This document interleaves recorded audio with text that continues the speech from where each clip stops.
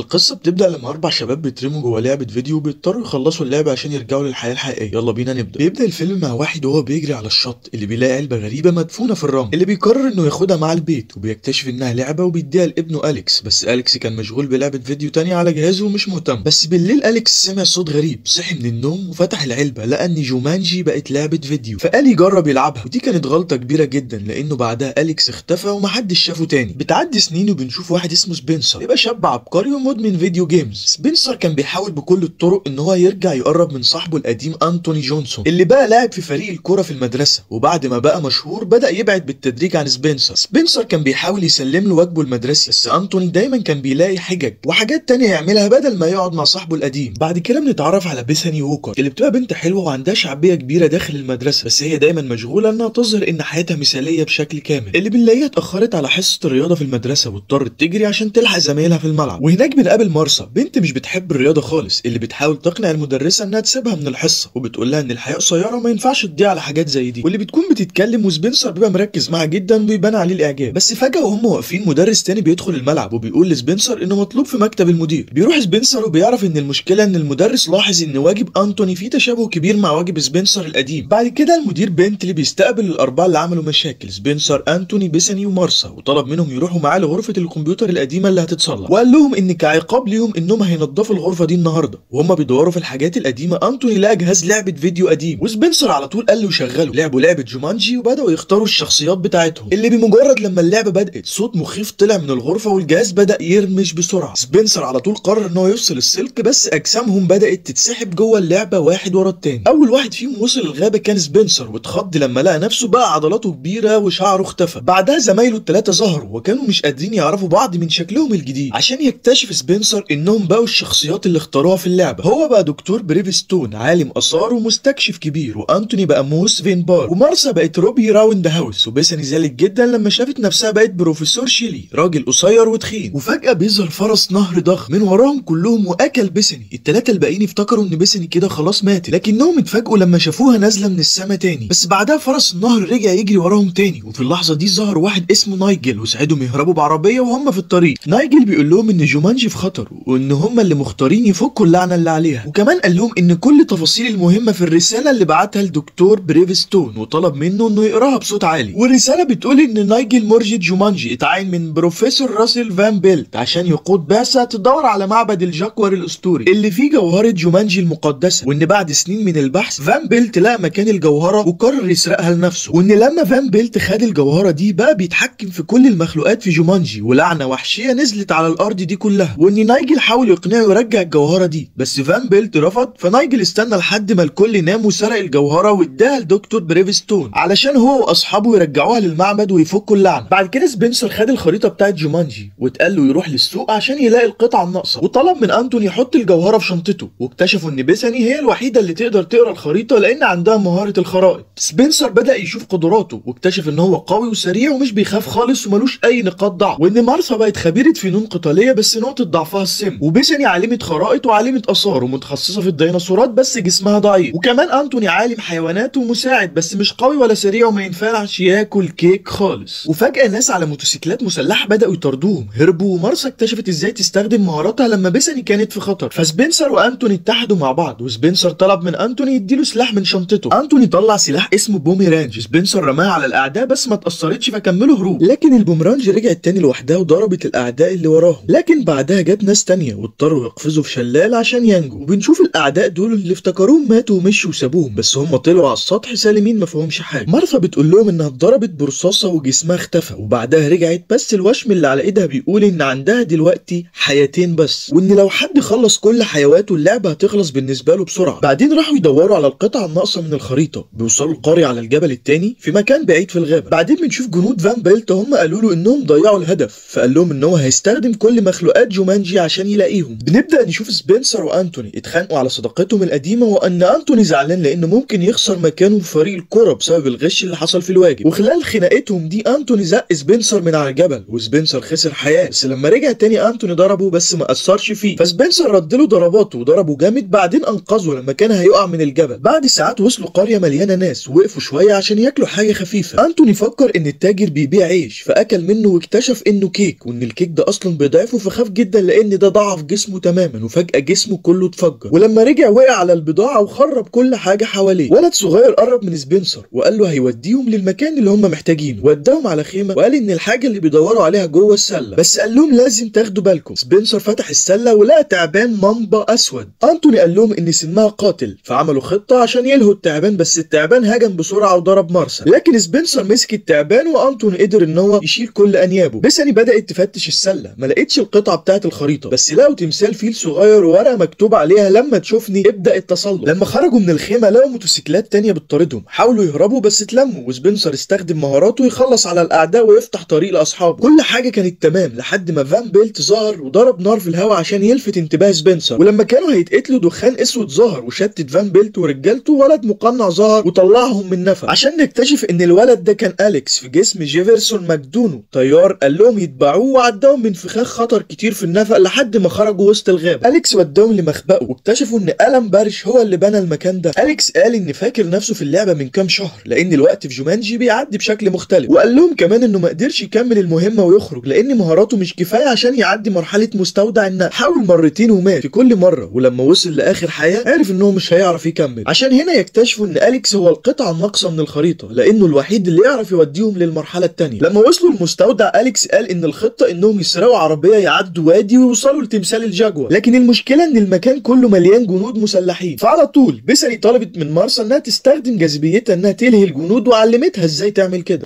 وهم مستخبيين ورا صخرة سبنسر بدأ يسأل أليكس هو دخل امتى اللعبة، فاكتشف ان أليكس دخل جومانجي سنة 1996، يعني قعد هناك اكتر من 20 سنة. وسبنسر اتعرف عليه فعلا وعرف مين هو ومين ابوه، وقال له ان في 20 سنة عدوا في العالم الحقيقي، الامر اللي فاجئ أليكس جدا، بس هو قرر ان هو يكمل المهمة. وهم بيحاولوا يلهوا الجنود، الفريق اقتحم المكان ودوروا على عربية تناسبهم يعدوا بيها الوادي. انتوني وهو بيمشي خبط الموتوسيكلات وعمل صوت عالي جدا، وده خلى الجنود تسمعه، فمارسا ضربت الجنود وكسبتهم وراحت على المستودع عشان تلاقي اصحابها. لكن وهم فرحانين انتوني شاف الموتوسيكلات جايه من تاني، فقال للفريق يهربوا بسرعه وركبوا هليكوبتر واليكس طار بيهم، بس الموتوسيكلات ضربت صواريخ والمروحه اتكسرت. اليكس حاول يظبط الطياره بس ما قدرش يطلع لان جزء منها اتكسر، وده ادى ان هم يدخلوا وادي فيه وحيد قرن مفترس بيطاردهم، فسبنسر طلع على الهليكوبتر عشان يصلح المروحه. وفي اخر لحظه لما كانوا هيتخبطوا في جبل اليكس قدر يطير وهم فرحانين. انتوني اكتشف ان الجوهره وقعت من الشنطه في الوادي، بس لقوا ان وحيد القرن بيحميها، فسبنسر بعد ما اعتذر لانتوني زقه في الوادي عشان يستخدمه كطعم يلهي بيه الوحوش، وخد الجوهره على طول واستنى انتوني لما يرجع من السماء. ولما نزلوا على الارض بعيد عن الخطر فرحوا جدا، بس الفرحه ما كملتش للاسف لما اليكس اتلزع من بعوضه وده ضعفه جدا، فبيساني على طول عملت له تنفس صناعي واديته حياه من حيواتها. بعدين لاحظت انه زعلان فراحت تكلمه، قال لها انه قلقان على اهله وبيفكر هم عنه قد ايه السنين اللي فاتت دي. في مكان ما في الغابه مارسا وسبنسر راحوا يجيبوا ميه، وسبنسر اعترف انه بيحبها من ايام الصف السابع في المدرسه، واتفاجئ لما عرف ان مارسا كمان بتحبه. بعدين انتوني اقتحم خلوتهم وقال له ان لقى الجاguار وان هم لازم يتحركوا حالا. التمثال كان على بعد كام ميل، وبيساني استخدمت الخريطه عشان توصل اصحابها هناك. بالليل لقوا طريق مليان نار في وسط الغابه وكان لازم يمشوا فيه. سبنسر عرف انه فخ، وبيساني افتكرت الورقه اللي مع تمثال الفيل، فسبنسر على طول قرر يستخدم مهاراته في التسلق ويطلع على الشجره، لكنه وقع لما سنجاب خوفه، ولما نزل جاguار كبير اكله. وانتوني لاحظ ان المكان مليان نمور مفترسه، ولما سبنسر رجع خد انتوني على جنبه وقال له انه خايف جدا لان عنده حياه واحده بس دلوقتي، وقال له انه مش هيقدر يكمل المهمه خلاص. بس انتوني شجعه وقال له انه في الحياه الحقيقيه كلنا عندنا حياه واحده والمهم نعيشها صح. لكن وهم بيفكروا في خطه الموتوسيكلات قربت، فقرروا يتفرقوا، ومارسا ضربت الجنود واليكس لها النمور، وسبنسر سرق موتوسيكل ووصل للجبل بسرعه. ولما النمور طردته استخدم قاذف نيران وحاصرهم في دايره نار وكمل طريقه. ولما سبنسر وصل لقى فان بيلت بيصوب مسدس ناحيه بيساني وقال له لو ما جابش الجوهره هيقتلها حالا. ومارسا واليكس كمان جم،